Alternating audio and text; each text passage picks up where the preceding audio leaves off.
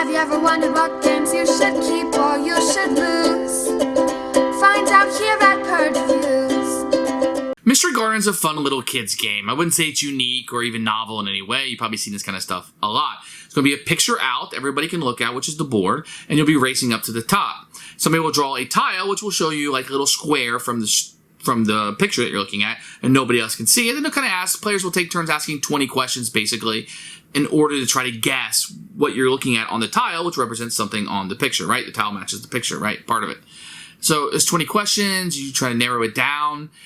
It's an interesting diversion. You've seen a lot of these games before, kind of like this, I Spy type of thing. It's okay. I mean, if that sounds interesting to you, then this could be it. There's a lot of these out that kind of do the same thing. This one's kind of vanilla. It's fine. If you want a different board to look at, Mystery Garden, there's only one board. So there's only one thing to look at, where I feel like maybe something with like multiple boards would have been better, so you're not constantly just doing the same thing. But I don't know, unless you played it a whole bunch, that you'd ever go through everything where you're just memorizing stuff. Maybe. But I think that would take quite a few plays, and you would definitely get your money's worth out of this. For me, it was okay. There's a lot of these I Spy type games. This isn't anything I needed to keep or the kids were clamoring to get back to. It wasn't like an IP on it or a theme. You know, if you think the picture is beautiful, then you probably want to play this. Otherwise, you might want to go with the 50 other options on the market. Mystery Garden? Nah.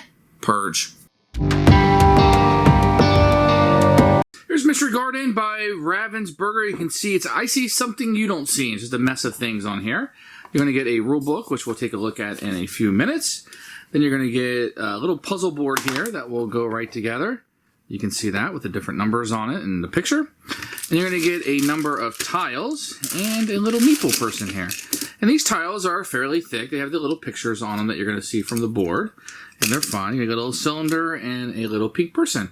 And these are all really, really nice components. Nothing wrong with it. It's got a certain style to the artwork. I think that's very appealing for children. Rule book, you can see it's printed in black and white, a list of components, but no pictures, and the object on the front. Before you begin, the setup, then to play the game, indie game if you want to play with younger people or advanced ones, and then the rest of it is just different languages. This is really all you need to know in order to play. A parent can probably read this in 2-3 minutes. Teaches the younger gamers there's some rules if you have really younger ones, and some older ones can go here. And the rule book is very clear, didn't have any issues, it's fairly easy to follow.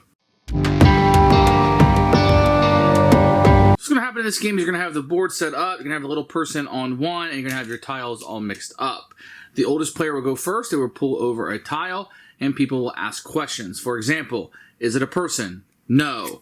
And then you move up to the second stone. Then the next person in line would say, is it an animal? No. And then it would move up.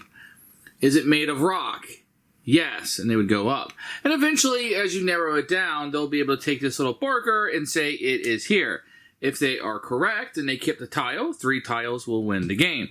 If they are wrong and you get all the way to the end and you've asked all of the questions and you're at the castle and nobody could guess what it is, then you get to keep the tile. 3 tiles, you are the winner. For younger players, they recommend not playing with this and letting them have an unlimited number of questions. I'm not really sure what that solves. And then for older players, you would just start somewhere else, maybe based on their age or something. If you're 7, you would start on the 7, and that way they would have less questions to go. Perhaps that would do it. So it's a very simple game of just trying to figure out what it is on this to match the tile that was randomly drawn. Who should buy this game? If you're looking for like an I Spy game for kids, if you like the picture that's presented, because you'll be looking at it a lot, you can definitely do that. It's a budget, bargain type of copy of a game that you would get. I think it works in that aspect. And if you can get it relatively cheap, I think it accomplishes what it was.